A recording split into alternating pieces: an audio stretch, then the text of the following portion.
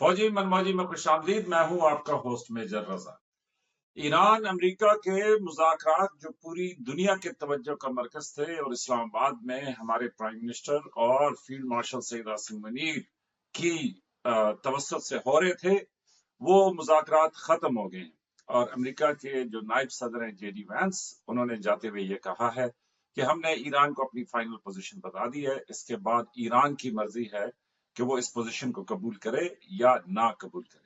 और उनके मुताबिक 21 घंटे से ज्यादा ये मुज़ाकरात जारी रहे और इसमें खुलकर बातचीत हुई। और साथ उन्होंने पाकिस्तान का ऑफ कोर्स शुक्रिया अदा किया कि पाकिस्तान ने बड़ा शानदार किरदार अदा किया, बड़ी जबरदस्त मेजबानी की और दोनों साइडों को करीब लाने की कोशिश की। इसके अलावा आपने ये भी सुना होगा कि पाकिस्तान के कुछ फाइटर जेट्स जो हैं वो सऊदी अरेबिया गए हैं।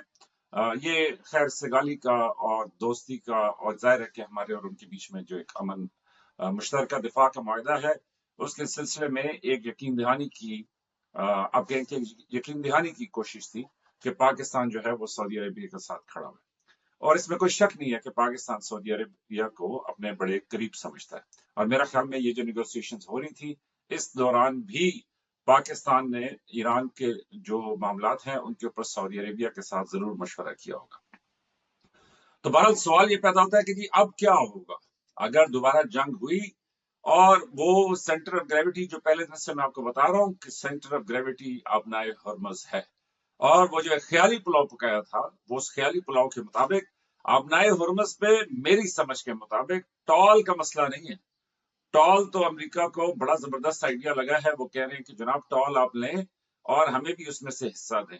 लेकिन मेरा ख्याल में कि टॉल के अलावा उस टॉल की मुश्तरका निगरानी या मुश्तरका उसके ऊपर जो है ऑपरेशंस का मसला है कि उसके रोज के मामला जो है वो किस तरीके से दोनों मिल के चलाएं। और ईरान के लिए यह काबिल कबूल नहीं है कि टॉल के मसाइल मिल के चलाएं। क्यों? कि उनको शक है कि फिर अमेरिका इतने करीब आ जाएगा, हम इनको मशरक वस्ता से निकालने की कोशिश कर रहे हैं, तो ये तो अमेरिका और करीब आ जाएगा। और फिर आप नए हुर्मुज में एक दफा अमेरिका आ गया तो वो तो फिर सारी चीजें नोट करता रहेगा और उसके बाद जब मौका मिला तो अमेरिका दोबारा से हमारे ऊपर हमला करने की कोशिश करेगा।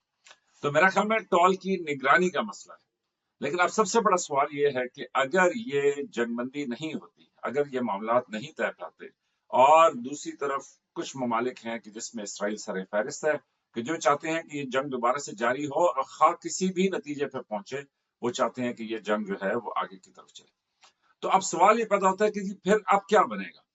तो मेरी समझ के मुताबिक मेरा ख्याल है कि दोनों पार्टीज ने जो मिल लिया, तो सबसे बड़ा तो मुश्किल और मिराकुलस काम जो था वो ये था कि ये आमने सामने बैठ के एक दूसरे के साथ बातचीत कर लें, एक दूसरे को अपना पॉइंट ऑफ व्यू जो है वो दे दें।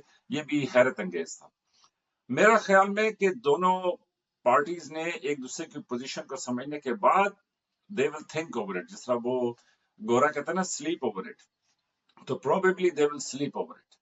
और स्लीप ओवर इट करने के बाद ये शायद दोबारा बातचीत जो है वो आगे की तरफ बढ़े।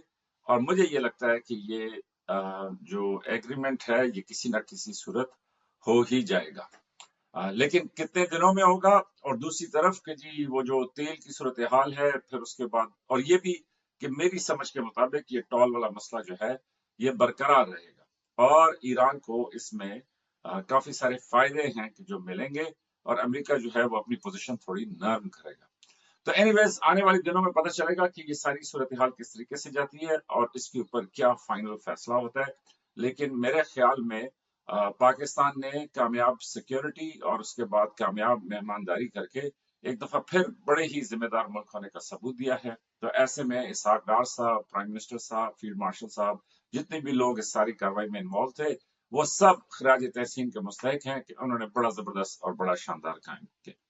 और हमेशा की तरह रिश्तेदार जो हैं, उम्मीद है कि वो भी बड़े खुश होंगे कि पाकिस्तान, क्योंकि देखो ना उनके वो छोटे छोटे मासूमाना सवालात होते हैं कि आप सिक्योरिटी कैसे देंगे, कोई गुम तो नहीं हो जाएगा, इस्लामाबाद में अगर कोई जेडी वैस सब गुम हो गए तो फिर क्या करें। तो क्या कहेगा वो, जाहिर है सगे रिश्तेदार हैं, वो इस तरह के अच्छे सवाल नहीं उठाएंगे तो कौन उठाएगा। और फिर ये भी देखें कि चाहे कोई भी दुनिया का मसला हो, अच्छे और सगे रिश्तेदार का फायदा ये होता है कि उसको सिर्फ आप ही दिखाई देते हैं। تو اپنا خیال رکھیے گا، آنے والے دنوں میں اللہ کرے کہ یہ صورتحال بہتر ہو اور دنیا کچھ بہتری کی طرف جائے، کیونکہ یہ جو فیول اینڈ آئل کی پرائسز ہیں ان سے بڑی تیزی ہے۔ اور اپنا خیال رکھیے گا، لائک سبسکرائب شیئر کریں۔ آپ کے موقع کا بہت شکریہ۔